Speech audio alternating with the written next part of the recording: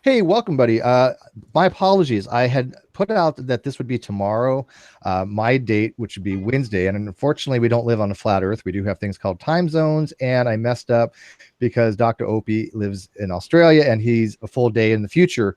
And so it is tomorrow for him. It is Wednesday. It is only Tuesday for me. So we have to reschedule this and doing it tonight. So hopefully people that were thinking that it was tomorrow can come join us tonight. But with me tonight, I have Dr. Graham Oppy. He is a very prevalent contemporary philosopher. I believe you're still a professor of philosophy with Monash. Yeah, that's right. Still at Monash, yes. And he has graciously came on to donate about an hour of his time to talk about his book, Atheism and Agnosticism, part of the Principles of Religion series. And one of my arguments that I've had corresponding with Dr. Malik, who wrote a paper on defining atheism and the burden of proof. And we're just kind of going to jump into it. I am going to give out the link to a few people that want to join. If they have questions, I will be watching the live chat. Primarily, I'm hoping that I can get some feedback on my own particular argument in regards to this. But I also have joining us tonight, Jim Majors, the CEO of Atheist Republic. Hi, Jim. Hi, everyone. And Thanks Milwaukee for having me, Atheist. Oh, always a pleasure, my friend. And Lawrence from Milwaukee Atheist. Welcome to. Hello, everyone. Thanks for having me back. So let's jump right into it. Dr. Oppy, thank you again so much for donating your time for this. You don't know how, like, I'm actually like a little flustered because I'm always flattered when I have somebody of your prestige and somebody that you're, somebody who's this erudite to come in and actually talk to us. See, I have a fake background because I can't actually read this many books. Well, look at his.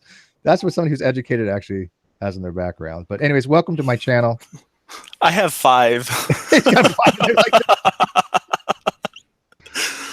Well, it could be worse. If the camera was pointing the other way, there's a big stack of books over there that you can't see because this is my There you go. There you go. Luckily, this is my bedroom. This isn't my office. So, well, let's just jump into it. So first, do you want to tell people about your book there? By the way, I don't know if it's still available PDF, but you had it available for PDF. I have it for HTML and I have it download. But you want to like briefly tell people about that particular book that I referred to? Okay, so Cambridge has a new series called Elements, and this was the first book in their Philosophy of Religion Elements series. And so back in May, when it came out, they decided to make it freely available till the end of the year. So you can get the PDF still. I believe that will end at the end of December. They've since released a bunch of other books like this, and they're also free. Sorry, what's happened? Everything seems to have frozen. We can still see you. Yeah, it's okay. Okay, I can see. I'm just wondering what's happening in front of me on the screen.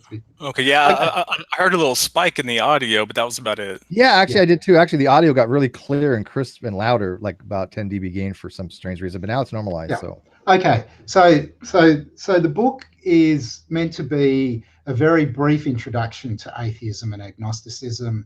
It starts off by saying how I use the words atheism and agnosticism, and then it says, then there's a little bit about how we should assess atheism and agnosticism, and then in the last 2 chapters of the book, I sketch arguments for atheism and agnosticism. I guess that's what's in it. The whole thing's about 20,000 words.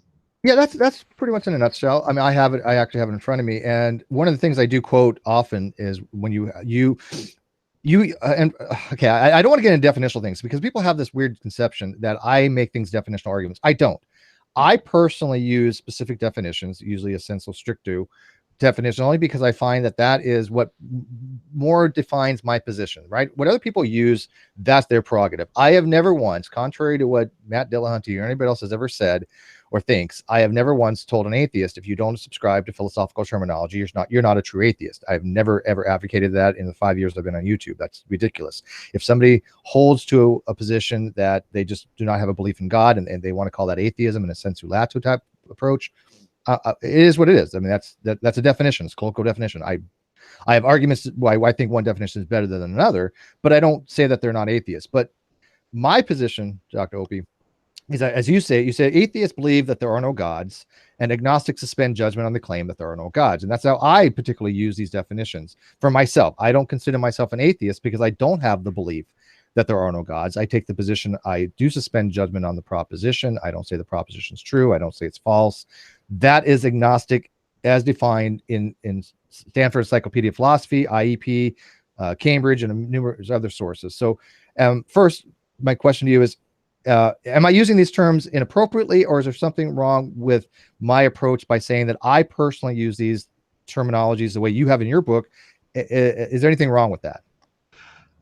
So in the book, just before I get to saying what I mean by the words atheism and agnosticism and atheist and agnostic, I point out that it's a stipulation. It's a way of making things precise for a certain purpose. That is, so that what I've got to say in the book will be clear. Different people use the words differently. The word atheism has a very interesting history, and it meant something quite different when it was introduced into the language in the middle of the 16th century than what it does now. But there's no... Philosophers do this all the time. Take a word that gets used differently by different people in different contexts and give it a precise meaning for their purposes at hand. So no, there's nothing wrong with what you do. You're just following standard practice. And when you say standard practice, my argument has always been this, is that when you're reading a paper, when you're reading a philosophical paper, I think there's a way that most people come with the approach that these words are going to be used in a specific way on average, right? Obviously there's Flu's presumption of atheism. There's Smith, who wrote A Case Against God, and Steve Bullivant, who he doesn't necessarily agree either, from the Oxford Hamburg of Atheism, which is collection of opinion pieces. But overall, if you want to read a paper in context, I have found, according to even Cambridge, that it is standard that you ought to use the terminology I use in order to understand the papers better. Would that be fair? So it's interesting. And if you go back and you read Bertrand Russell, there were times when he said that he was not an atheist. And when he said that, he was using the word atheist not in the way that we're using it. He was thinking that in order to be an atheist, you more or less had to be certain that there are no gods. And so when he claimed to be, as he sometimes did, an agnostic, he wasn't claiming to be an agnostic in the sense that you claim to be an agnostic, because he was nearly certain that there are no gods, and that would count as atheism, I think, on your view, but not on his. So there's a long history of these words being used differently by different people, and I don't think that there's any, like, if you go back and you read in the literature, you can't make assumptions about what even quite famous people meant by the word atheist. You have to look at where they explicitly say what they mean, or you have to read a whole lot of context in order to figure out how they're using the word. Yeah, I would say more in modern papers, and in on average, right? Because you're right. When Bertrand Wright wrote, his thing on "Am I an Atheist or Agnostic" and things of that nature, and Richard Dawkins also has it. He puts certitude for some reason in his Dawkins scale, which I don't understand that, because I subscribe to a weak belief condition such that knowledge does entail belief, but it doesn't entail certainty. He also put put probability in his thing, and that really threw me off, because I'm like, I can't assert a probability for that. I think you can make a probabilistic argument. I know Dr. Malpass does. He relates things to probability. That I kind of don't have it. I personally don't, because I think it's hard to quantify that. But okay, yeah, I just never an atheist, right? That is something sure that if somebody wants to stipulate that as a condition, that's fine, but I don't stipulate that, right? But my thing, Dr. Oppy, is that because I don't have that belief, and generally speaking in philosophy, atheism is more construed to be the belief that there is no God. Am I consistent by claiming that I am agnostic because I am suspending judgment on the particular proposition of theism?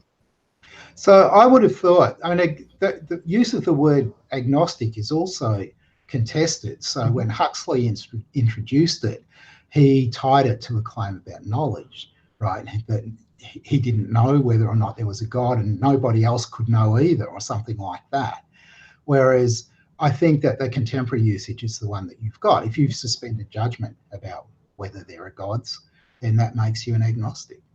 Yeah, and Robert Flint in 1903 wrote a bit about this too, and even he claims that when Huxley coined the term, that it wasn't so much the case where it was about knowledge. It was actually that the illusion of knowledge. That the quote Gnostics of his time, he felt weren't justified to take either position, rather theism or atheism. So he wanted to come up with a new term that didn't describe either. This is why when people say that you have to be atheist or theist, they're using a schema that I don't use. They're using a colloquial schema that you find mostly on YouTube and atheist groups.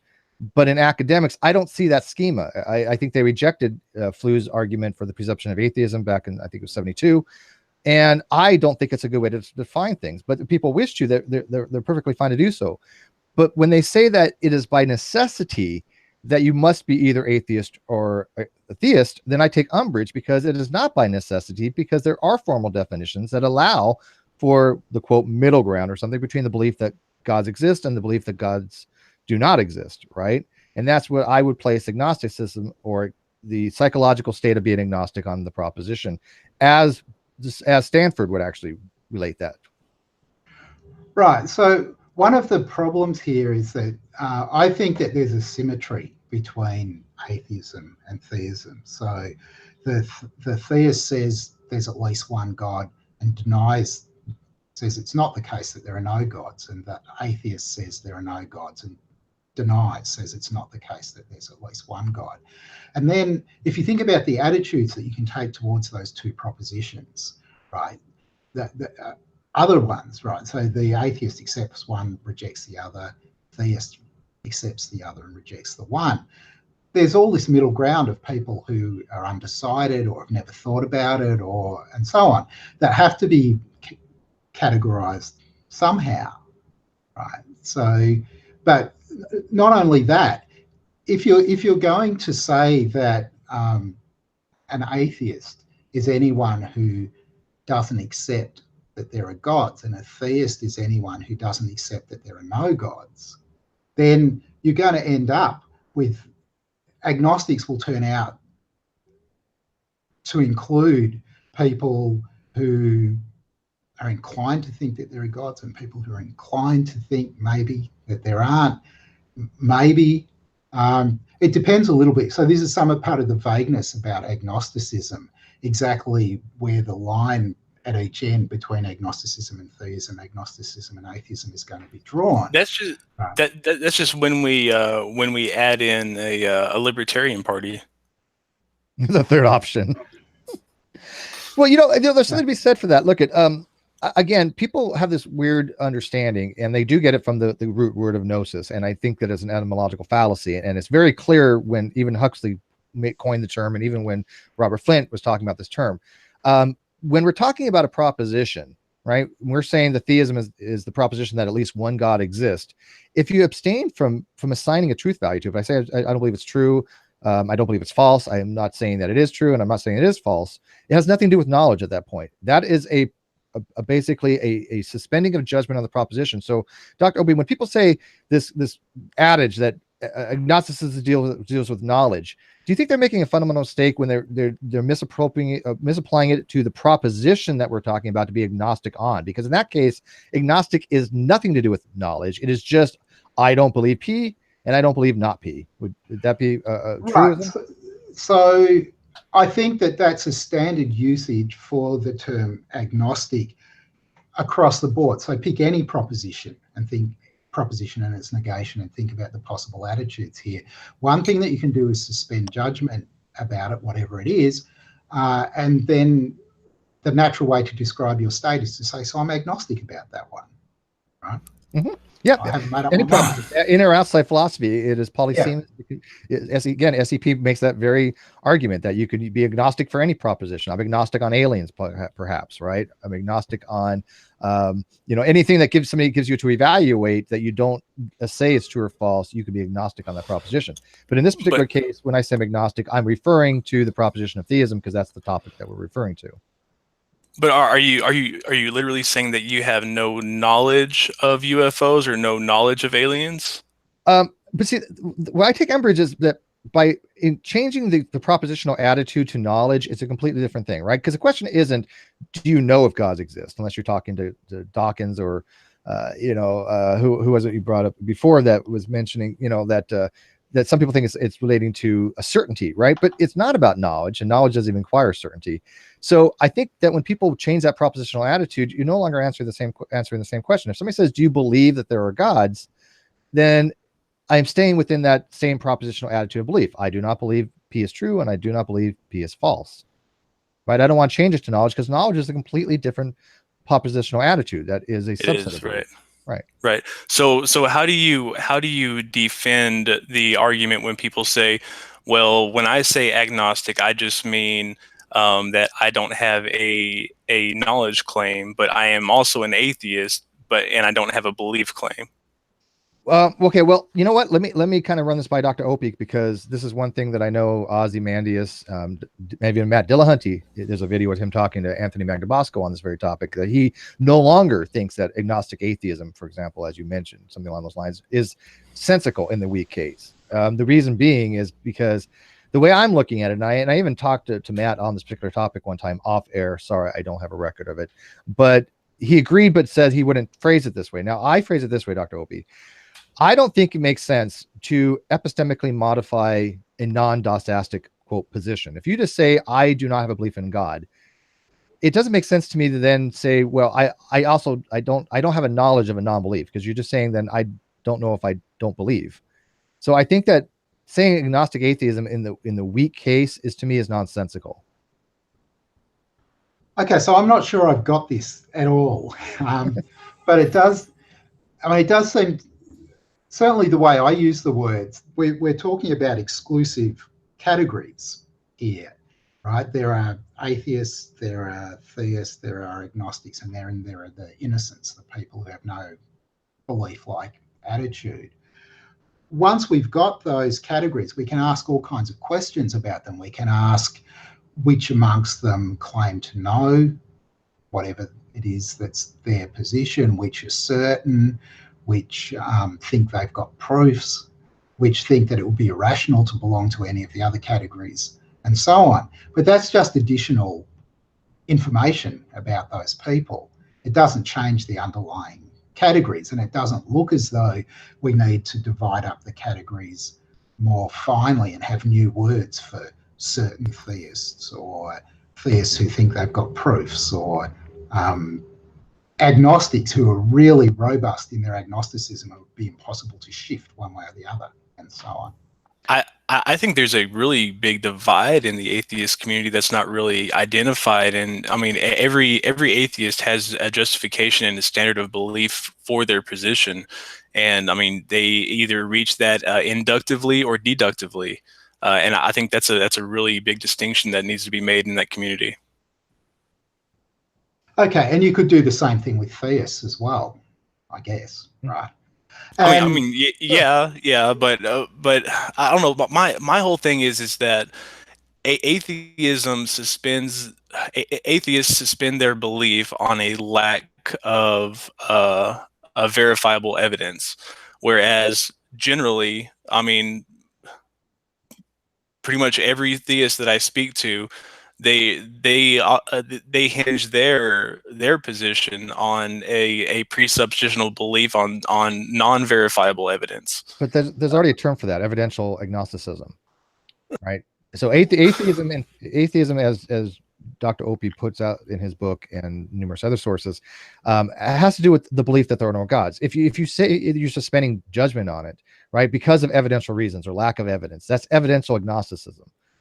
So I think what happens is a lot of atheists somehow take this stipulative definitions and they run with it and try to apply it ubiquitously out there, and that's what I take umbrage of, because you if you want to use certain definitions, I've never said I have a problem with that. I mean, that's I kind of do, because I think they're imprecise, but you can't, if you want to do that in your communities, that's great. If atheists want to have the approach that atheism is merely not having God belief in their communities, I'm not going to tell them they're not atheists. But what I get, Dr. Oppy, is that they're telling me that I am an atheist. They're saying, well, Steve, by definition, by necessity, you are an atheist because you are an agnostic. Yet in philosophy, no, I'm not, and I'm holding to more formal definitions. But they say you can't do that, and it's a little disturbing. What if I was to ask you? What if I was to say, Steve, how many gods do you believe in?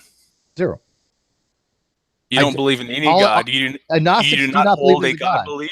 Yeah, agnostics do not believe they're a god. If agnostics believe there's a god, they would be a theist, right? Because the dichotomy would be I believe there are Sure. gods or I do not believe there are Sure. gods in classical logic, which is one of the reasons I think classical logic is a poor way to describe beliefs. I think you should use dosastic or fuzzy So- or multivariable or multivariant. But real quick, let me get Dr. Oppy's opinion on it real quick. Sure. When they try to subsume agnostics under atheism by saying that you can only be theist or atheist, that there are no other options, that is by necessity, by definition. Am I okay to take umbrage for that? Because again, by going to more formal definitions, it is not by necessity. You do not have to be a theist. You do not have to be atheist. There are other positions that are exclusive, and I would even say mutually exclusive than those positions. So I want to hark back to something I said before, right? Agnosticism, if we're thinking of agnosticism as a position that's intermediate between theists and atheists, then it would make just as much sense to subsume them under theists as it does to subsume them under atheists, right? Because they've suspended judgment. They don't have a view one way or the other, right? So you should be I have that equally argument, by the happy. way, Dr. Oppy. I actually have it written down that you're just as much equal to a theist being agnostic than you are an atheist. I actually have that long. I have a long argument for that. Yeah.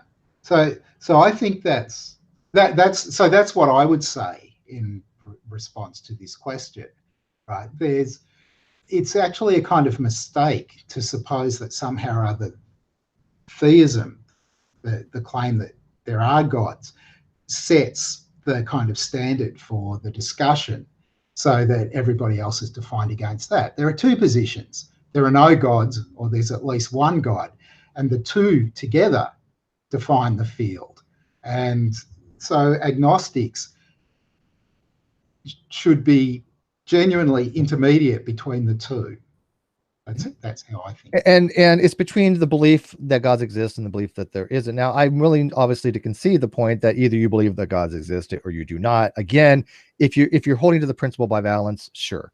But what I find is that in the atheist communities, they literally are saying, if you are not the person that holds to the I believe gods exist, you are therefore by default an atheist, which again, I don't think there's any default position on that proposition. But I've been trying to explain to people in so many different ways over 5 years that this narrative that you have to be theist or atheist is just wrong. Now, granted, if you hold to their schema that they hold to, then sure, under that schema, but that's, to me, that's as well as saying, well, you're either chicken or a fish. If you're not a fish, you're a chicken. Therefore, I'm not a fish, therefore I'm a chicken. That's as bad as the classical theism dichotomy of you're either Christian or you're atheist. Yeah, exactly. And by the way, welcome, Sirs the Skeptic. And I'm welcome, Brian G. Theists who are convinced of their belief, aren't they really the only ones in this whole scenario who actually claim to know anything? No, because most theists don't claim it as a knowledge claim. They claim it not necessarily. When you're dealing with very strict adherence to various monotheisms, then that can hold true. But for instance, there are monotheistic. Within monotheism, there's henotheism, there's monolateralism, which are positions that hold that their God is superior. You even have this in Christianity, but that there is still a pantheon of other gods, and that they could be wrong. A lot of time, it's a tentative position. So. There does have, I know that like predominantly we deal with monotheists, so that holds true most of the time, but there are situations where that does not hold true. I actually know, if you guys remember Dr. Kenny Rhodes, he is a classical theist in the regards that under his schema, if you do not hold to the Christian God beliefs, he would actually place you under atheist, even if you believe with some other God. Which is something that the Romans would have also done back in during ancient times. That was one of their, before Christianity was actually adopted into their infrastructure, people who didn't believe in the polytheistic gods were also labeled atheists. That's a term that's evolved a lot. If you look at the etymology, going back the last 2,000 years, that term has had various different definitions, and almost always it's an in-group term for the out-group. I agree with that. And Dr. Oppy, somebody, a friend of mine in the live chat, which is going crazy, by the way, they're loving this. So thank you very much for this. But my friend Zero, he mentions, he says most people consider non-theism, right? Because you have theism or not theism, we'll call that non-theism. They consider non-theism to be atheism. Now, I take a little umbrage with that term most, because in my experience, because I run a community for thousands of people, most of them are atheists, a good chunk of them are atheists. I took a poll 75% of them use the formal definitions. They are atheists by the fact that they believe that there are no gods. They're fine with that. So in your experience, is it really the case that people think that non-theism is equating to atheism, or is that just something we find more on YouTube? Okay, so historically, I think people for various reasons have not been that interested in the distinctions that we're drawing. So if you think about national census, so I'll use the Australian one because I'm familiar with that. There's a kind of list of things that you can claim to be like Christian or Buddhist or Hindu. And then there's one that's sort of other, right? And that's how it was originally. And just there were atheists and agnostics and all kinds of things put in there. Later, the census was changed so that there was a category, so you could tick not having a belief in God as a box. That still didn't distinguish the way that I use the terms between the atheists and the agnostics. It didn't distinguish between the people who think that there are no gods and the people who just fail to believe that there are. And there are reasons for being interested in these two different categories. Right. So the fight here, if there are fights about this, it's not so much over a word, I think. It's over the importance of recognizing differences between the two categories. Right. So the people who think that there are no gods, there's a whole lot of interesting social scientific research which suggests that they're different in certain kinds of ways from the people who merely lack the belief. Sure. And you also have to take into account local gods versus global gods, local atheism versus global atheism. It makes very much sense for a person to be a local atheist, for somebody to be, an atheist about their own societal or cultural deities. But for somebody who hasn't studied another deity, it's both easier and harder for them to say that there is no other god than the local one. No, I agree, but I think what happens is we lose granularity when we start trying to put all these things together. And I think there is a distinction, obviously, between local and global atheism. And I like the nuances. You guys may know, I have thousands of videos, and a lot of them deal with myopic nuance type thing, right? So I spent a lot of time the last 5 years talking about not just semantic stuff, but really in-depth differences between positions. And to slam them all together to say you have to be this or that, I think you just lose precision. And especially when you're saying, well, if you're just not atheist, you're not, if you don't believe in God, you're non-theist, equating it to atheism, you subsume theological and cognitivist. You subsume ichtheist, which I have an argument against that. And I actually have a video against that. You had a good video on that, by the way. But let me ask Dr. Oppy Cook on theological non-cognitivism, why I've got him here, and an hour's going to go by real quick. Theological cognitivism. To me, my argument is simple. If you don't have a belief because you're a theological cognitivist and you think that the proposition of theism is not actually a proposition, do you consider a category error or even maybe possibly a contradiction to assume a cognitivist position to a non-cognitivist position to one that is a cognitivist? Because atheism has to be a cognitivist position because it's a position on a proposition, right? So is there a problem by them saying, well, if you're a theological cognitivist, you're automatically an atheist? Because the theological cognitivist says, I can't be an atheist, I can't be a theist, because both those are propositional and it's not even a proposition. Okay, so there's a long history to this. A long history of discussion of this kind of question. So in Language, Truth and Logic, Eyre wanted to argue that the word God was meaningless. You couldn't make propositions that contained the word God. So that if you considered the claim there's at least one God, he said that's just meaningless. So there's no problem, and by that he meant really there's no proposition there to consider. Yeah, that's more of an ichtheist, but yeah, he's saying he's saying the whole proposition is meaningless because God is not cognitive. Okay. And so he said, I'm not an atheist, I'm not an agnostic. There's no proposition with respect to which these positions can be defined. So that was Eyre's view. Now, it's kind of tricky to defend his position because there's all kinds of things that we say, so-and-so believes in God, the Romans thought there were lots of gods and so on, that just look like they're meaningful sentences, and they wouldn't be if the word God was meaningless, right? So it's a hard line, that non-cognitivist line, or at any rate the way that Ayer develops it, the idea that any sentence that's got the word God in it is meaningless, is very hard to defend. Yeah, no, I agree with you on that. Yeah. I think atheism and theological cognitivism are very, very. I can't imagine being justified to hold those positions, even though I kind of used to did subscribe to theological cognitivism when I started. But after I learned more, I'm like, I can't hold to this because it's not justifiable. But the question more is the people that do consider themselves to be an atheist, or especially a theological cognitivist. Is there a category error by claiming now that those theological and cognitivists are atheists? Because one's a cognitivist position and the other's not. So one of the things, I guess, that's important in this is to go back to the kind of beginning. So the word atheist gets used in lots of different kinds of ways. And there are lots of people who want to use it in ways different from the way that I stipulated in my book. And there may be reasons for that have to do with kind of social factors that, that it's desirable or to be counted as an atheist in certain social circles or whatever, to be able to call yourself an atheist rather than have to call yourself something else. I mean, one advantage is that kind of broadly most people have some idea about what atheism is. Theological non-cognitivism, not so much. That's just going to make lots of people scratch their heads. So you can see that there are going to be reasons why people would like to be able to use that label. It won't fit it won't fit with the usage of many people, but in some respects you might think it's fine. We need a label.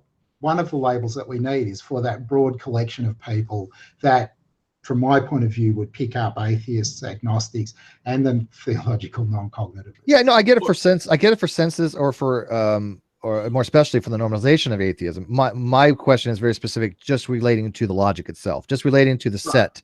Is there a problem with the set? Even though, yeah, sure, you can bypass that and say, yes, this is obviously a set issue or logical error, but we're going to use some kind of umbrella term for census, other than nons, because nons is a real popular thing. And again, I am pro trying to normalize atheism as far as the term, right?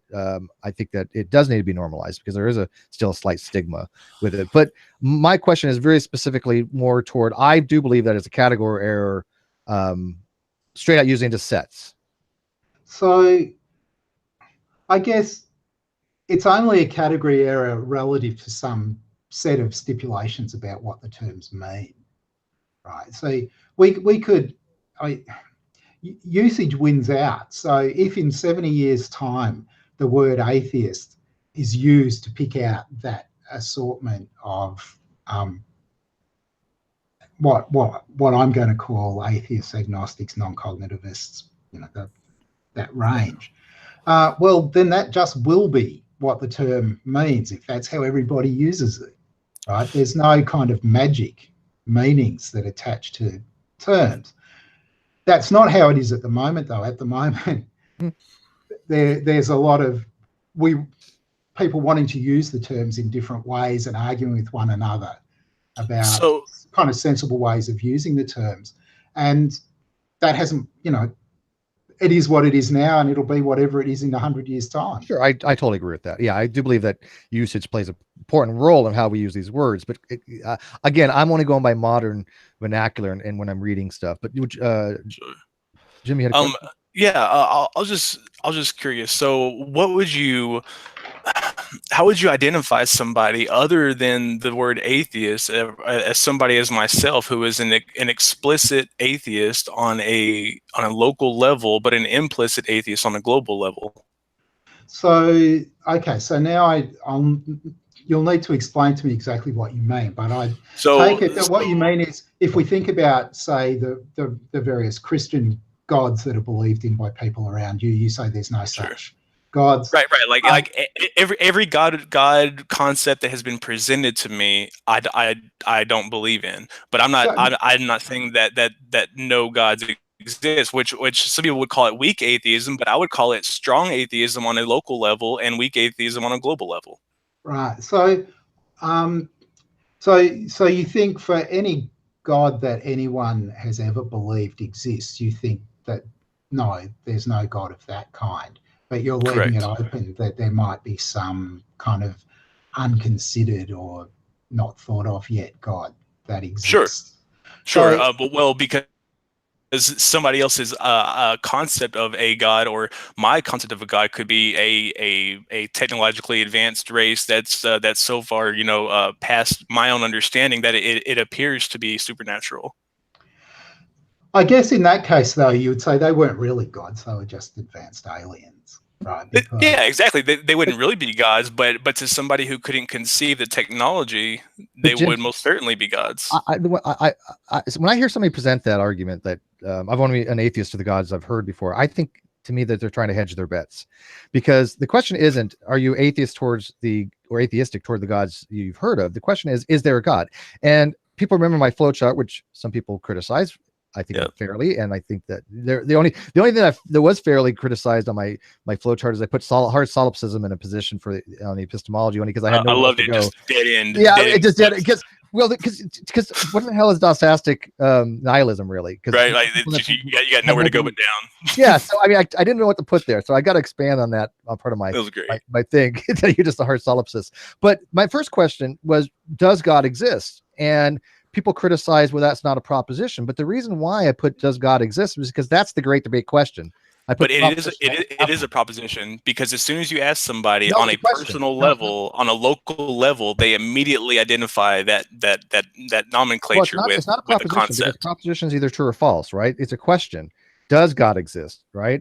A proposition is God exists. That would be true or false. But so the question is, does God exist? And that's the reason why I like the nomenclature that I use in Dr. Oppy's book, is that question now becomes yes, then you're a theist. No, you're an atheist. And then if you say, I don't know, you can put that under agnostic. I don't care. An apatheist. What does God mean? It has no meaning. Atheist, which again, I have issues with. But that's the reason why I started with that question, right? I didn't start with a proposition for a specific reason, because the great debate question has always been, does God exist? Now, when you say, well, I'm only atheist toward local gods, well, that's not the question, though. The question is is there any ontological God out there? If you answer no, then you hold a belief that there are no gods. And I think that if I had to give you a position, but you're arguing ontology.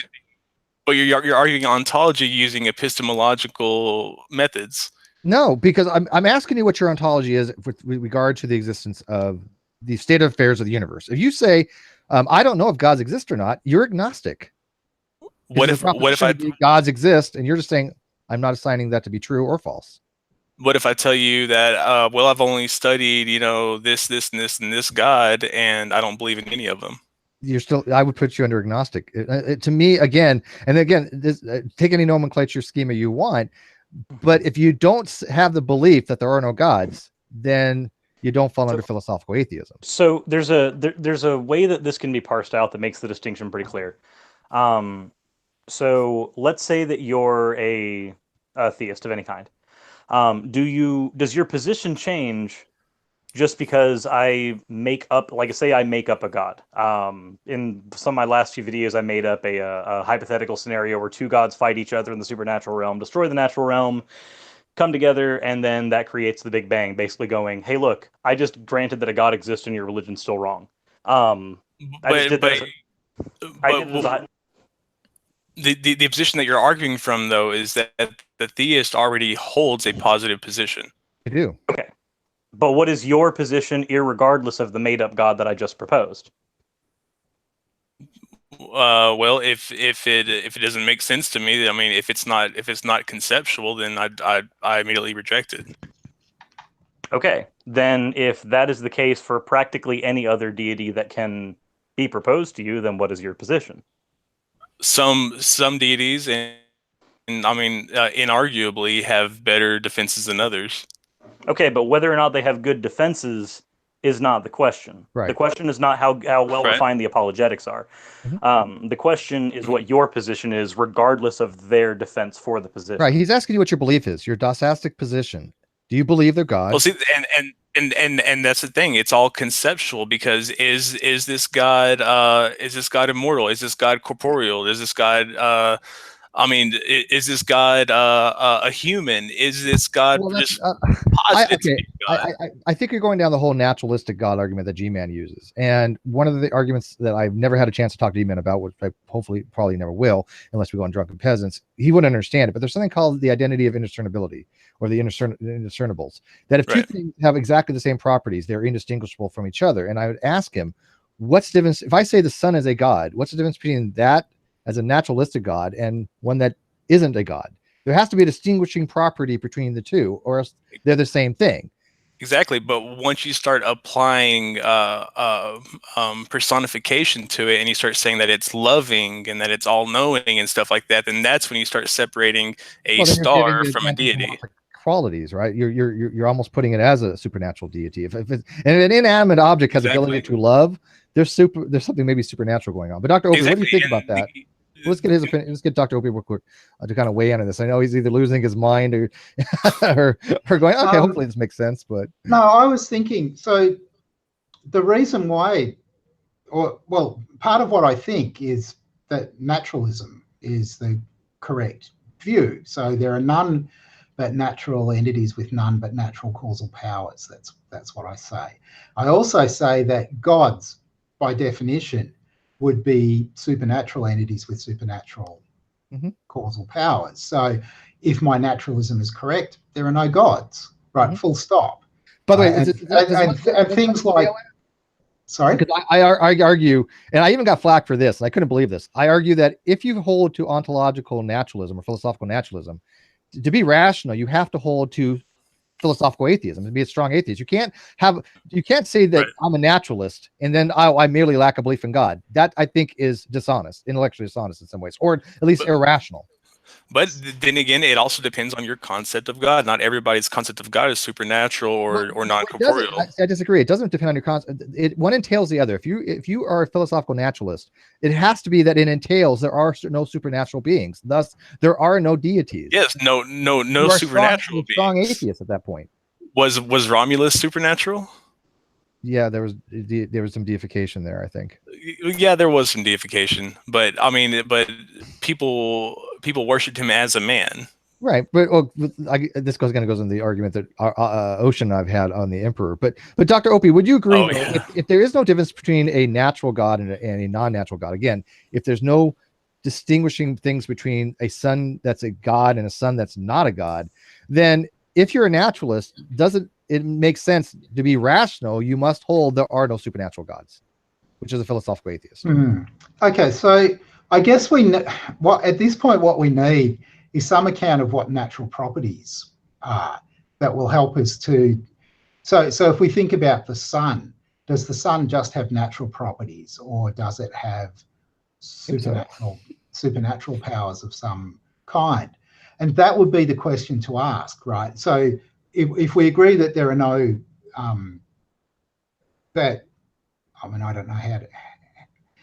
What would be a supernatural property of the sun to begin with? I wouldn't even know. I think the sun would be a completely natural. That maybe that it rises and falls on its own will. I mean, but that only on a flat Earth model is that a problem? Yeah. But it doesn't rise and fall. It goes in a circle. I mean, don't you read a map? I mean, but it also changes whenever it wants when the seasons change. Don't expose the flat Earth model. The flat Earth stuff. We try to fight it. I Dr. Oppy, I gotta ask you. Friday. It'd be a rabbit hole, but have you ever watched any of our flat Earth discussions where we just annihilate flat Earth? No, I haven't. Oh, you would be in for a treat. I'd imagine that annihilating, and this is with a little bit of flat Earth discussion I've taken part in, annihilating flat Earth basically just comes to, do you have a surgeon nearby? Can they cut open your skull? Is there a brain in it? Congratulations, you've annihilated flat Earth. I was talking to the founder of Atheist Republic today, Armin Navabi, and I was telling him how excited I was to be working with Atheist Alliance of America in and they're going to help Atheist Republic promote our National Atheist Day, National Atheist Coming Out Day, which we've been approved of as an official observance day. It's going to be March 23rd, and I was sending him a voice message, and after I sent it to him, he sent me back one just dying laughing, and I couldn't figure out what was so funny. And I said, "What?" And he said, "Go back and listen to your message." Well, I was telling him about Atheist Alliance of America, and I was telling them how they were giving out Dawkins, the Dawkins Award, and that Richard Dawkins would present it with on behalf of Atheist Alliance of America. And a Freudian slip, and I said, yes, I'm really, really stoked to see who they give the Darwin Award to this year. I wasn't aware that anybody. I have to sue now for not having an official agnostic day. Okay, great. So I wasn't aware that anybody other than Kent Hovind had gotten the Darwin Award for the last 40 years. Yeah. Oh, I don't know. There's a guy who tried to make toast in the bathtub. He's the only official living person that's ever received the Darwin Award.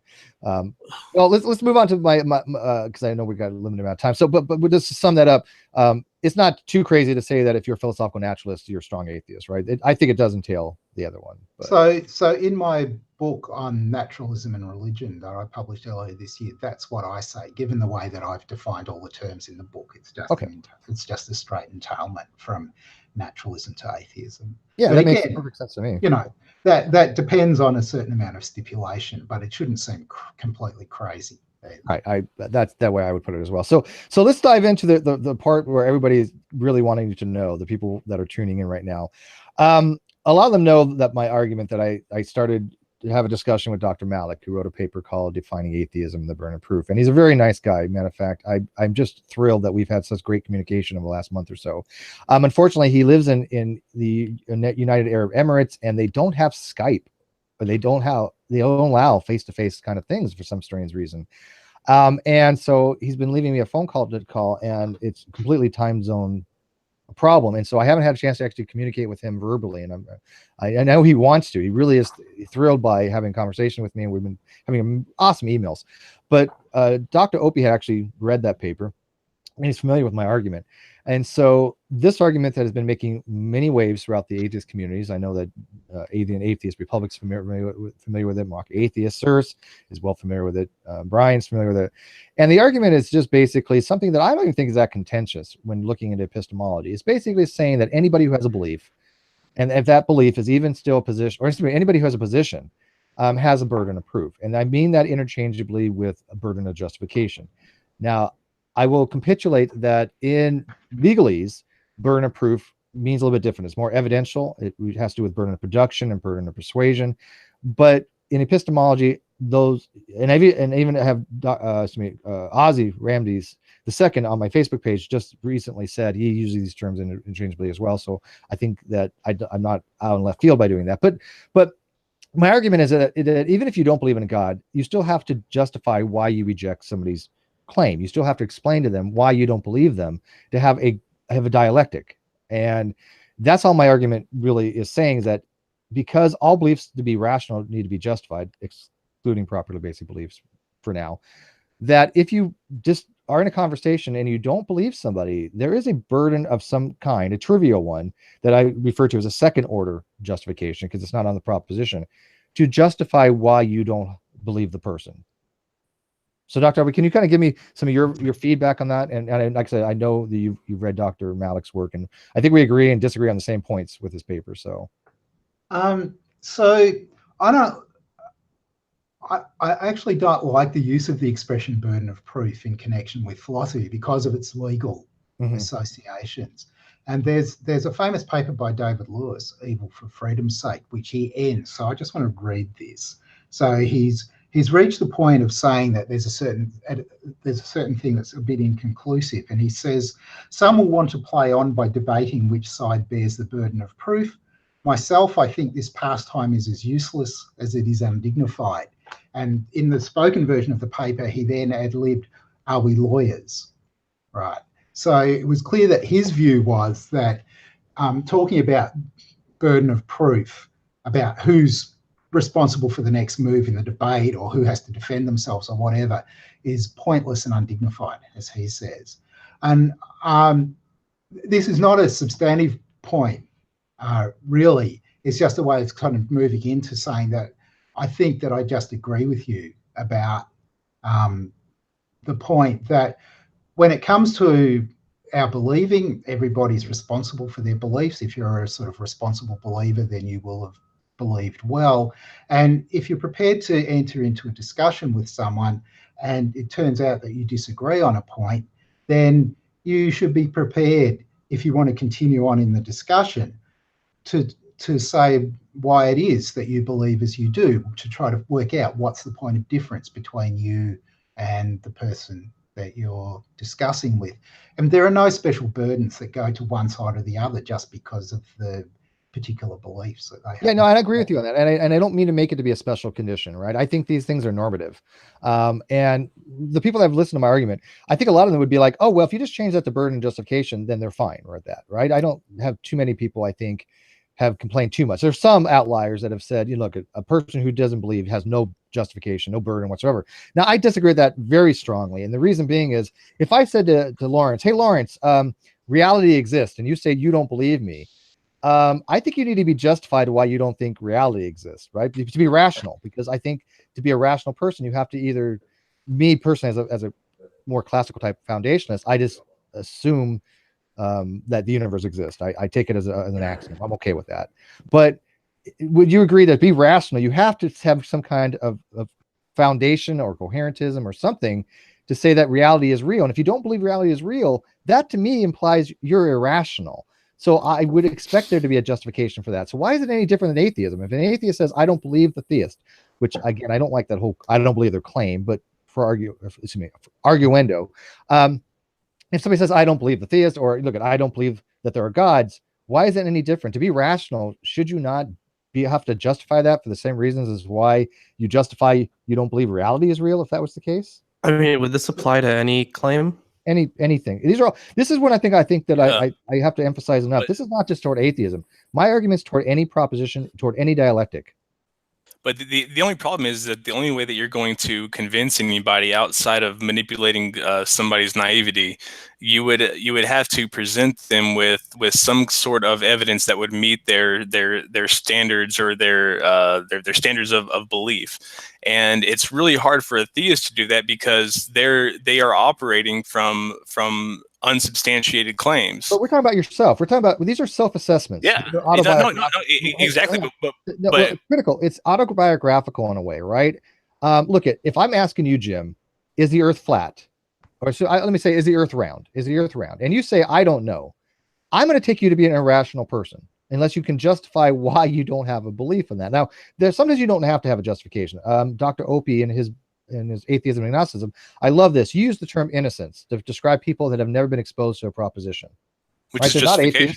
Yeah, that is an intrinsic justification that doesn't need any actual justification because they've never been exposed to the proposition. And I think that was brilliant to put it that way. Somebody else does as well, Dr. Friedman, I think, from her paper Suspending Judgment. But Dr. Oppy, real quick, do you want to expand upon that? Why a person who is innocent, who has never been exposed to the proposition, is already self-justified? So I guess depends what you mean by justified. Like if you've got a belief, you might be able to tender some justification for having the belief. If you're innocent, you don't know about the proposition. So it's a bit odd to talk about justification in that sense because they don't have, there is none. You're not in a position to be able to do that. But you can certainly say something like, let's suppose you've got the right conditions, that they're not culpable, right? They've got a perfectly good excuse why they're innocent, right? Now, you don't put innocence in atheist, right? For example, or whatever the story might be. The only problem is that once you start accepting new information, you are no longer innocent because you now have knowledge of the opposite claim. Well, this is somebody like, for example, there's years ago, there's people that put out this narrative that if you're a baby, you're an atheist, you're born atheist, and even gone so far to say inanimate objects are atheist, right? There are people out there that have videos that do argue, and logically in their schema, it does follow, unfortunately, because of set theory, that rocks, atoms, quarks, stars are all atheists. Now, I think this is that's because they have this idea that everything that lacks a belief must be an atheist. Right. It follows from the set from a universal set. So that if you're dealing with sets and complementary sets, but putting aside the problem with it though is that you can't. Hang on one second. In their schema, I want to ask Dr. Oppy while I got him here because we're quickly running out of time. I don't want to keep him too long. Do you think it makes sense to say babies are atheist or inanimate objects like rocks are atheist? There's going to be a problem with this because the person lacks the belief that there are no gods, and also lacks the belief that there are gods, and also lacks, I mean, anyway, but put that to one side. No, and I say in, I can't remember now whether it's in this book, the Atheism and Agnosticism book, or if it's in the Atheism, the Basics book, that it was just a mistake for Holbach to say that babies are atheists, because he did say that, right? It's sort of like, so what did I say there? It's as if, babies lack political beliefs, but that doesn't make them little anarchists, right? It's yeah. Actually, I'd be parents might say. Right? That's a good way to put it. Right. I actually think that once that for one, inanimate objects cannot suspend their judgment of a belief without being conscious. So we can go ahead and just eliminate that right now. But that eliminates rocks. I will say that I think rocks can be agnostic, but that's another story. As far as babies go, as soon as a baby is presented with information and starts rationalizing that information and starts actually plugging it into algorithms mentally and really appealing to their belief system, until they accept that belief, they're not anything. Yeah, well, again, I think these positions are things that people come to. I think that we have some kind of cognitive function or executive decision making. Yeah, well, I think it's nonsensical to say a rock is an atheist. I think it's nonsensical to say a baby's an atheist. I vehemently just think that's a horrible way of approaching it. Yeah. Now, again, I will admit that it's consistent in their schema. It's not, because in order to be an atheist, you have to be aware of atheism. Well, no. Well, first of all, and by the way, we got Dr. Oppy here. Stanford Encyclopedia makes it very clear.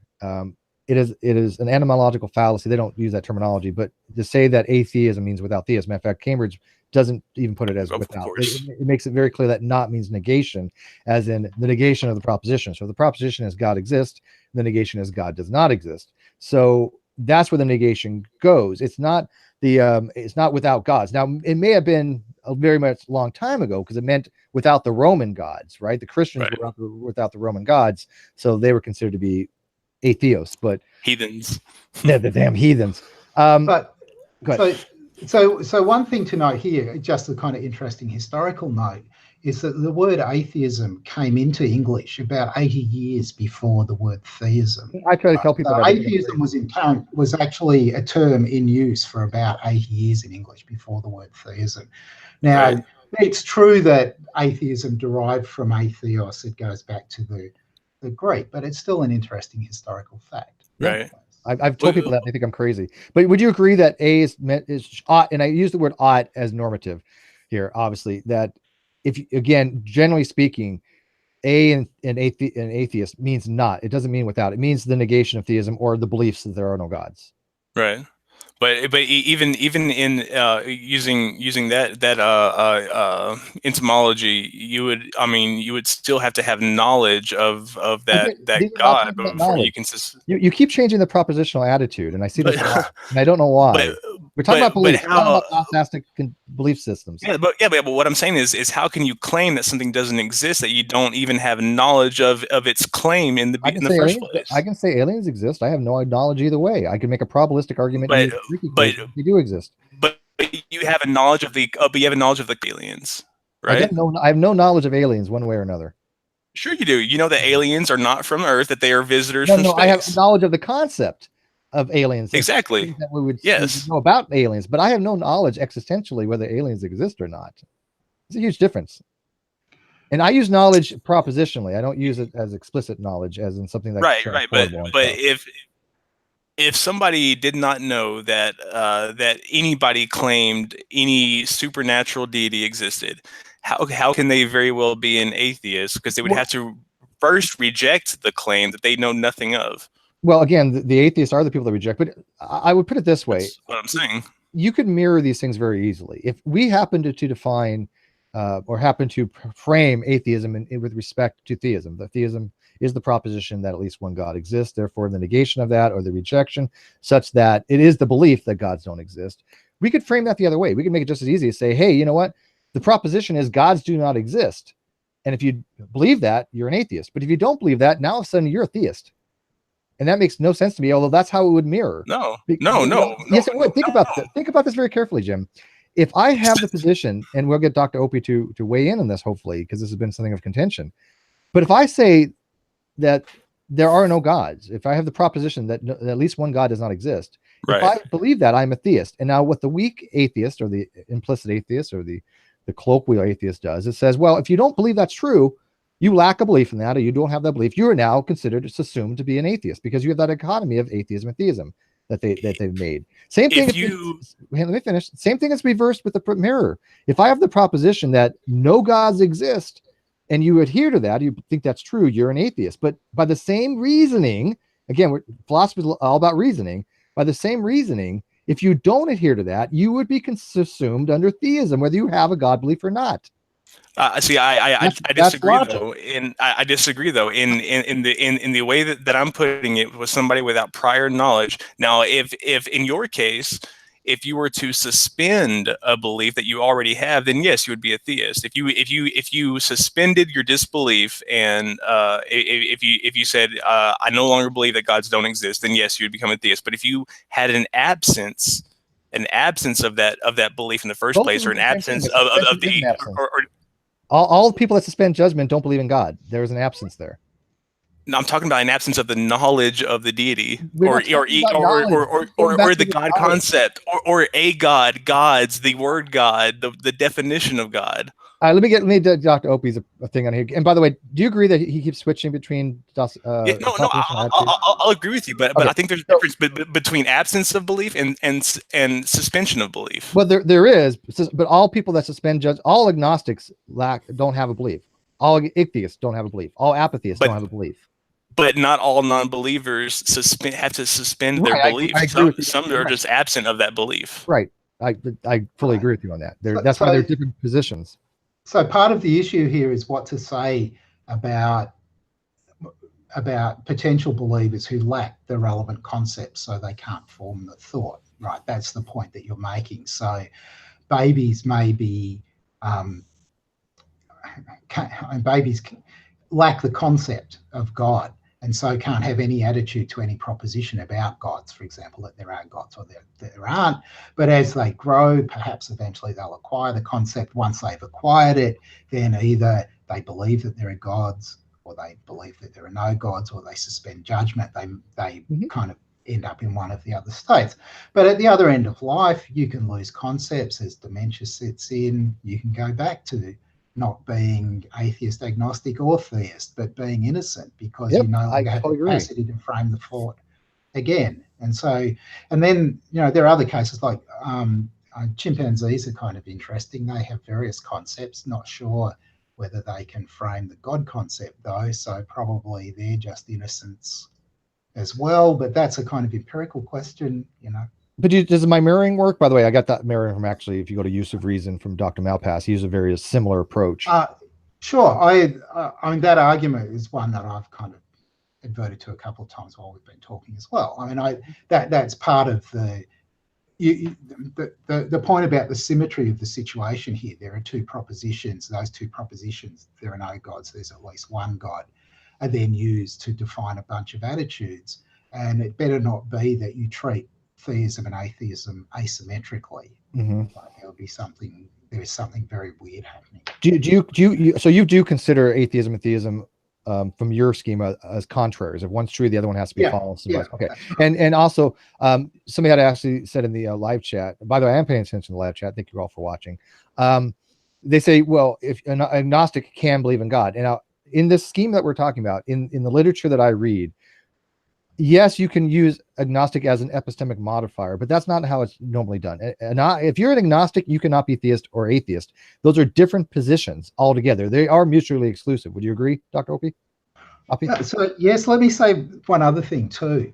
An agnostic can be quite sure about certain gods that they do not exist. Absolutely. Right? Like younger creation gods.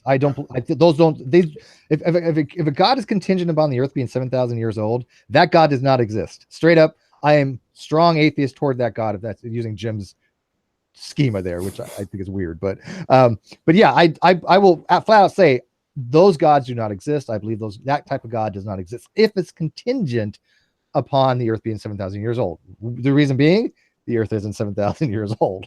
So what you're saying is you're a naturalist, Steve. No, I don't. Here's the funniest thing. I don't hold ontological naturalism. I'm just fucking with you. Although the people that hold to ontological naturalism, I get it, right? I do understand why they do that. Sure. What bugs me is when have somebody says they're an ontological naturalist, but they won't say that there are no gods. I find that to be inconsistent. Well, that's only if you hold the definition of a god to be supernatural or existing outside natural law. Look at again.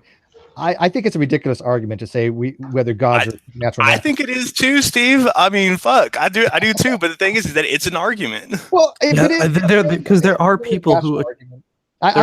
Who attribute gods to natural things.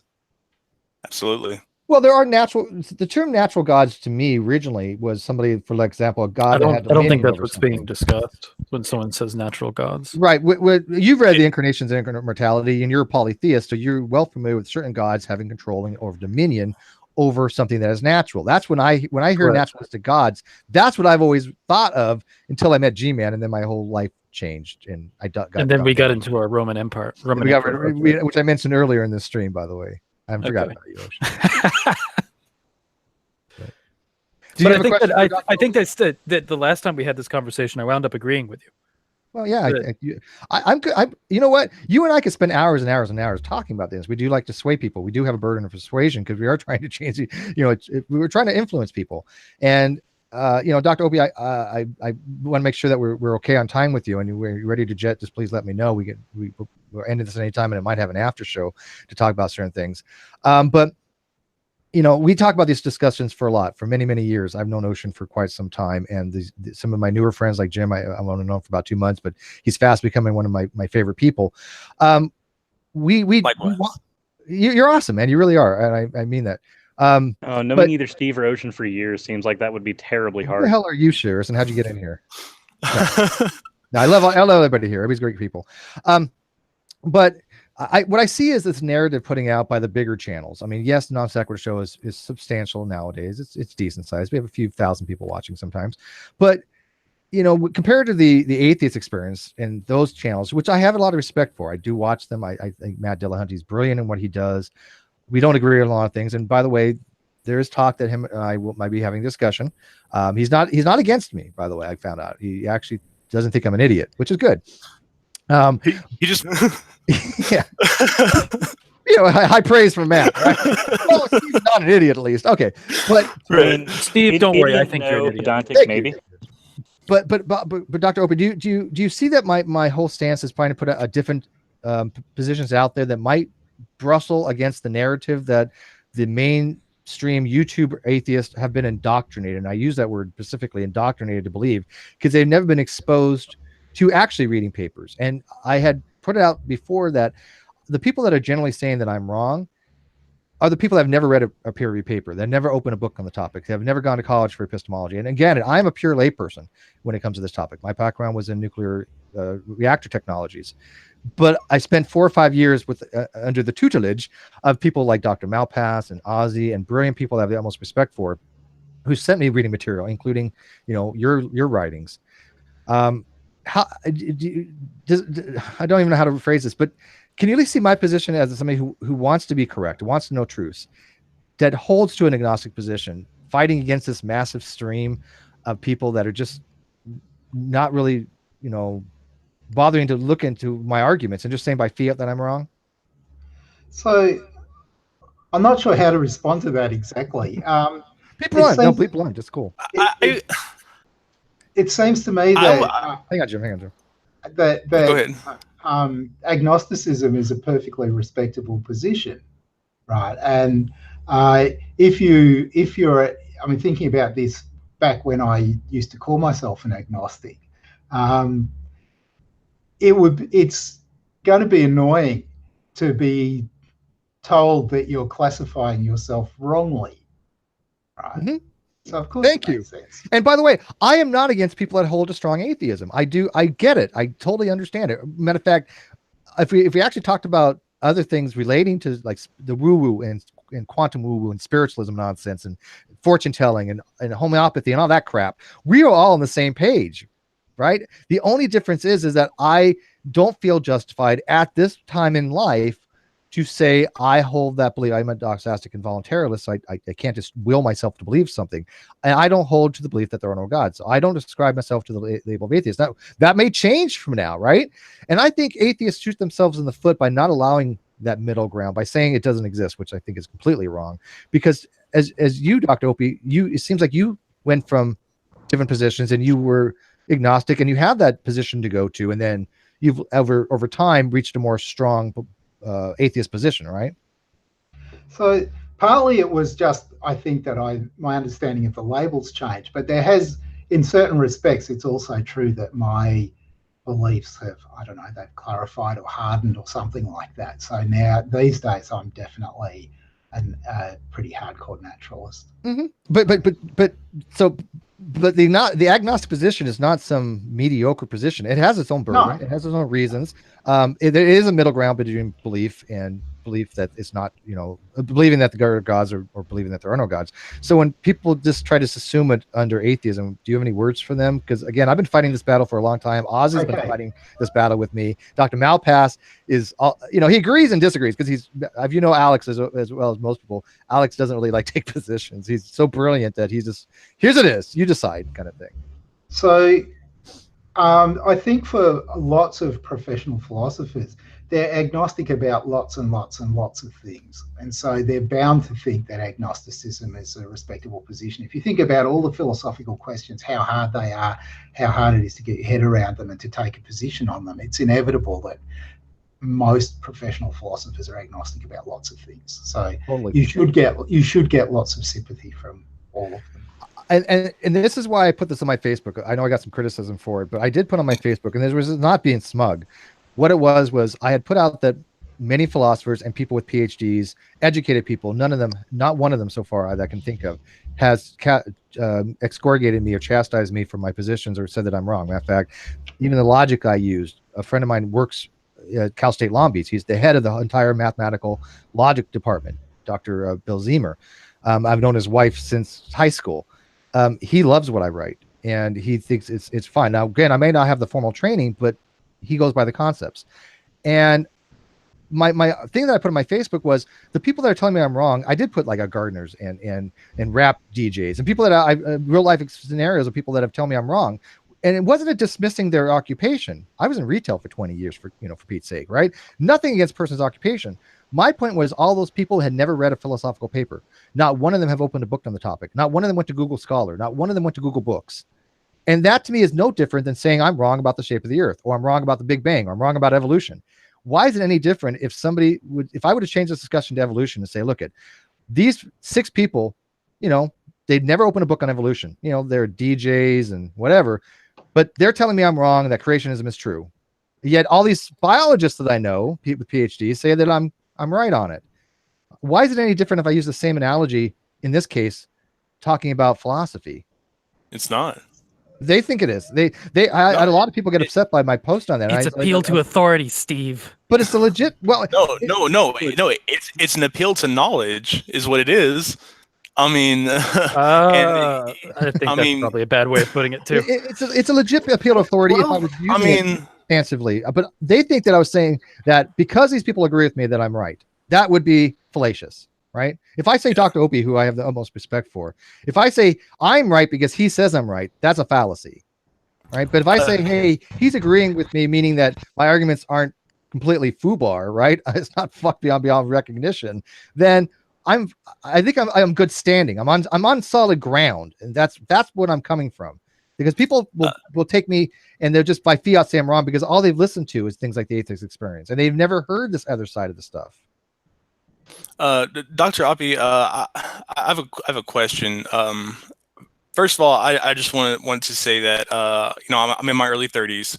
I am a deconvert. I am an expat of he's Christianity, looking for so to someone. speak. I'm looking for someone, and I have their number and their name, Lawrence. and and so a lot of people my age who deconvert, who weren't raised in atheism, a lot of people's, I guess, can say were the catalyst were one of the greats, whether it be Christopher Hitchens or Richard Dawkins or somebody like that, that actually helped foster them into their acceptance of their disbelief.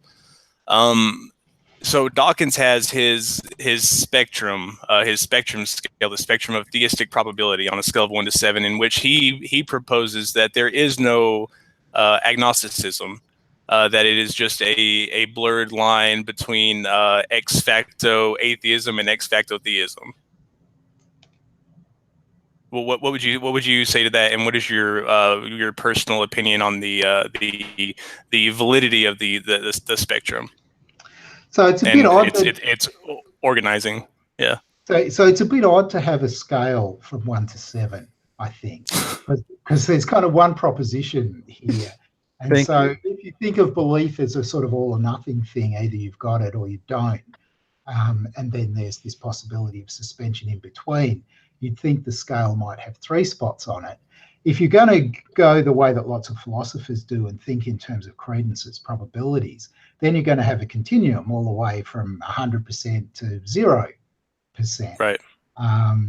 So I do think that the scale's a little bit odd, but that's just a kind of quibbling with the details, right? There's clearly, once we move away from the kind of all or nothing, there's just 3 positions, to it's actually more nuanced than that. There's going to be a kind of graded scale of some sort, and sure.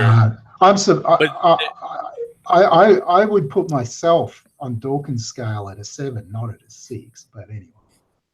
Sure. Well, yeah, and I've always said that, of course, certainty is not certain, but I've always said that 1 and 7 are as close to 100% certainty as you can humanly possibly get, and have a very, very, very strong conviction. One could say an unbreakable conviction. And I've always said that rationally I'm a 6, but emotionally I'm a 7. Because certainty, though, it raises the back of my hair on my neck kind of thing. By the way, thank you for the super chat, Dr. Zayas. And by the way, yes, I believe that if you jump off the Empire State Building, you will die, because the super chat said, let me read it real quick. Jumping off the Empire State Building, do you believe it will kill you or not kill you, or agnostic on the proposition, no parachute or other man-made trickery? And yeah, there's somebody, I guess, that did survive, but that doesn't mean that it just means my belief was wrong. That it's not. I didn't say it's impossible, right? Beliefs can be wrong, and I actually wrote a blog, and I don't think Dr. Oppy read it, but it was on principle of attribution and retraction, how beliefs can be wrong, but knowledge can't be. But when you talk about certainty, that opens up a whole different reality of what we're talking about when we're talking about Descartes' certainty, or things like Cartesian certainty, or brain in a vat, and arguments against that, like Putnam's arguments using linguistics and things like epistemic closure. These are fascinating things, which I am halfway through a blog piece on it. But I think that by talking about certainty, you're automatically going down a path that doesn't need to be going down, because to be an atheist, even in the philosophical sense, requires no certainty, right? It requires conviction, obviously, and it requires the proposition to be true. It requires some degree of certainty, but not absolute certainty. Well, but what is some? I mean, you're just making a probabilistic argument, which I think all things are probabilistic in that way. Yeah. Would you agree, Dr. Oppy, that an atheist, if probabilistically speaking, they add up all these different arguments, they say, look, because of the problem of evil, logical and evidential and divine hiddenness, and all these different reasons, I think the case is, it is more likely ontologically that there are no gods. Therefore, I do believe that there are no gods. That's a fine justification for me, for somebody to do that, is it not? Right. So on one way of thinking about this graded scale, the agnostic would sit at 50%, right? That's impossible. Right. And then anything between 50 and 100 would be, we'll do it in terms of there being no gods. That would be atheism, all the way from certainty to just slightly more likely than not. all of those would count as atheist. Yeah, Dr. Malbass has a little preamble. He'll go, a little bit on the side, so it's 50, a little bit higher, a little bit lower. I think there's a little bit of a range there. I'm not a black and white person. I'm a big fan of fuzzy logic for that reason. Yeah. See, and I'm of the position that if you're 50%, you're a baby. You have no knowledge one way or the other. If you're 51, you're a theist. And if you're 49. I really do got to ask. These are all belief things. Just so you know, because knowledge plays into your belief. What, Lawrence? Oh, just so you know, Jim was inadvertently calling you a baby. Oh, I got No, I was not. I heard it too. I called him a rock earlier, and he didn't even catch it. There are some days I wake up. It's not a Muslim country. There are some days I wake up and I might slide a little bit more toward an atheistic viewpoint, and some days I might wake up and be more of a theistic. It all depends. I mean, people know we're going to have a hangout on DMT coming up here, and I'm doing a lot of research on that.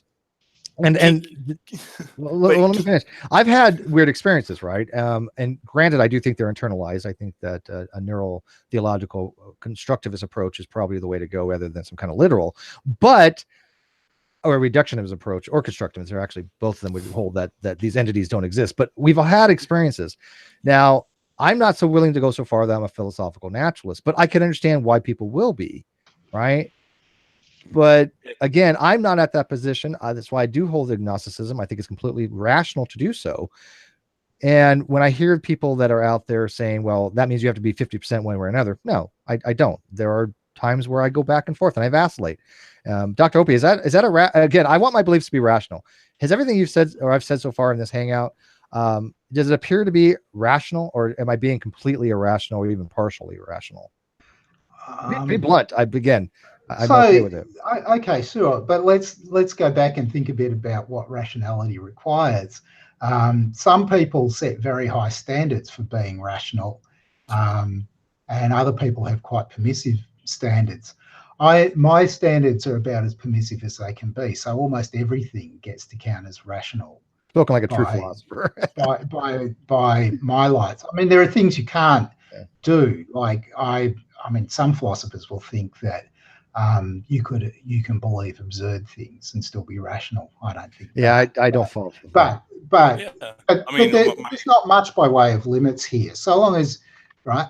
I mean, there's a kind of ordinary notion of rationality on which most people. Well, how about this? And that's the relevant standard that I want to appeal to. No, and I agree with you, and I think that's. I thank you for that. But how about consistency, or even better? Am I consistent with the modern understanding of most of these readings of papers? And again, I'm not talking about outliers. I'm not talking about opinion pieces. Yeah, sure. But in generally, am I being consistent in how these are used in philosophy? So I think that the way that you're thinking about the kind of topics that we've talked about today is consistent with what you find in things like the Stanford Encyclopedia, standard textbooks of philosophy of religion, and so on. That's my biggest concern, because I'm not formally trained in any of this. Again, I've never taken a philosophy course other than critical thinking and contemporary rhetoric, where I learned fallacies. So the one thing I did take in college was fallacies. So I did have a formal education on that. But other than that, I took no philosophy courses, and I regret that to this day, because I used to be that person, Dr. Oppy, that hated philosophy. I was one of those people that said, oh, philosophy is useless. It's a bunch of people sitting around in stuffed chairs, drinking cognac and smoking cigars. I had no idea how much value philosophy had until I had a friend of mine who had a PhD in philosophy who would run circles around my ass, and I got tired of it. And getting involved in these conversations, I realized maybe I should learn this. And I'm so grateful that I have, because I will tell everybody, the whole thing about philosophy is about reasoning, and is about logic, and it is about trying to be rational and consistent. And it just is amazing, some of the things you can think about that you cannot do from a scientific aspect. You have to bring it to the realm of metaphysics philosophy. You talk about consistency and rationality and reason, but what other belief, philosophical or not, do you hold, with the exception of the deity, or not hold, or are agnostic about? Like, say, let's take naturalism, for instance. Is there anything else besides the possible existence of a deity that you don't apply your naturalist side to? or naturalist. Well, again, I only hold to methodological naturalism. And by the way, Dr. Oppy, Okay. how much longer do you have? I should probably get going fairly soon. I think. Yeah, I kind of assume so. So let me just wrap this up with this question. Sure and then thing. we'll Sure let thing. Norman Yeah, kind of we take us can out. do this in the after show. Well, I want to get in this video because you asked me in this video. So real quick, in science, you have to assume that there are natural explanations to natural phenomenon, and science starts off with the methodology that there are no supernatural causations, and I think you have to hold to that. I'm perfectly fine with that, and I don't know of any supernatural causations for anything. And even if there was, would that mean ontologically that becomes natural? And again, I take a deity to me something that can prescriptively change the laws of the universe. Now, again, that's just stipulative, just for me. But anyways, Dr. Oppy, very much thank you so much for joining us in this. I'm glad that I have you on Twitter now. Hopefully that you can read some of my tweets and chime in. I mean, like I say, I'm going to have Sisyphus Redeemed on to have a very similar thing about this. Maybe you can listen in and get your feedback. But overall, is there anything you want to tell the people about far as what we've talked about? Your book, Atheism and Agnosticism, which again was a very great read. I'm still sussing out some of the agnostic stuff that you talked about, but I think I'm in agreement with you. But we'll let you kind of take us out, and then I might have an after show on this. Nothing really in particular to add. But if you did like atheism and agnosticism, you should have a look at Atheism: The Basics. I enjoyed writing that book. Yeah, I mean, in fact, somebody just asked me that question. They said, "What evidence moved you to accept atheism?" And I said, "There's a book on it." And that book is the one that you have strong reasons to support strong atheism, or reasons why people can have an atheist argument and be justified for it. Because I think a lot of people are concerned. I don't want to take a belief position or one that they quote have a burden of proof, because everybody agrees positive has a burden of proof. I think again, anybody in a conversation does. Yep. But they don't want to take that upon them because they don't have the skills yet or the knowledge in order to justify it, because they don't know the arguments. Would you say that your book would give them the ability to do that, to move them from this lack of belief to an actual belief position? What is the name of this book? Atheism: The Basics. That's what it's called. Probably not. No book's got magic powers, but it certainly will help. And that's all it is too. I mean, these are all persuasive arguments. But anyways, I'm going to end this tonight. Thank you guys for watching. I am going to have an after show. I know a lot of people still want to talk about this stuff and ask me questions. But Dr. Oppy, thank you very much for your generous time. I'm really kind of still a little bit starstruck, because people of your caliber and people of your education, I'm in awe of, because I know how difficult it is to learn even the basics on this particular topic of philosophy, because philosophy is freaking hard. I went through Naval Nuclear Power School, and it wasn't as difficult as learning philosophy. Same here. It's an absolute honor to be in the same panel as you, Dr. Oppy. It was a real pleasure. Thank you. Thanks very much for inviting me on. Thank you, guys, and we'll see you in the after show in about 15 minutes. Good night.